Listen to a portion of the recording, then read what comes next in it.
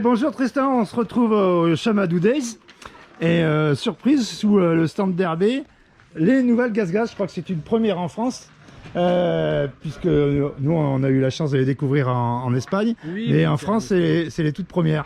Oui, tout à fait. En fait, GazGaz France, quand ils ont su qu'il y avait les Chamadou Days, ils ont rentré 2 motos. En fait, c'est les motos d'essai presse pour la France, et ils nous ont dit si vous voulez les montrer au Chamadou, d'accord, vous pouvez y aller. Donc du coup, elles sont là. on les a emmenées. Ça veut dire qu'elles sont pas encore en concession? Non, pour l'instant, pas encore arrivées à la vente. D'accord. Normalement, là, avant la fin de l'année, on devrait avoir les premières qui arrivent. Avant la fin de l'année, donc il va falloir passer un peu.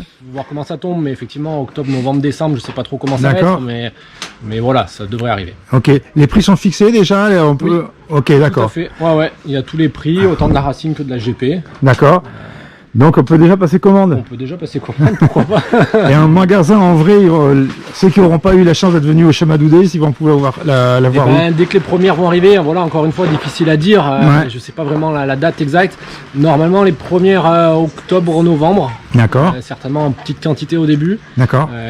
Et après, voilà, toute fin d'année ou début d'année, on devrait avoir vraiment plus de volume. On sent déjà de la demande sur cette moto? Oui, tout à fait. Dès qu'il y a de la nouveauté, que ce soit dans n'importe quelle marque, bien sûr, il y a forcément de la demande, il y a forcément de l'engouement, de la curiosité surtout. Bien sûr, ouais. De savoir voilà, comment est la moto, les gens aiment bien la voir de leurs propres yeux.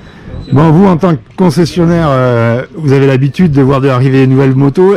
Et comment vous la trouvez, cette moto? Plutôt, moi je suis plutôt content. Ouais. Ça casse un peu les codes qu'on avait, surtout la déco, hein, c'est le principal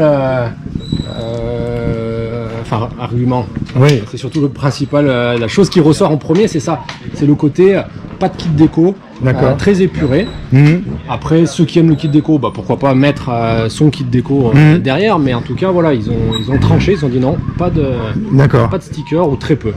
Point de vue mécanique, c'est une moto qui a été bien pensée. Oui, alors... Le filtre à air, je pense, notamment. Le filtre à air, ouais, le garde-boue se déclipse, on a une vis, il y en a 4 clips dessous le garde-boue, là, qui vient se débloquer. On va le faire? Ouais, pourquoi pas. Là, on a enlevé la vis de celle-là.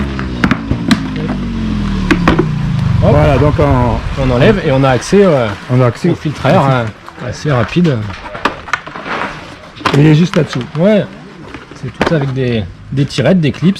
Ouais, c'est pas comme avant quand il fallait passer. Ouais, voilà. Ok.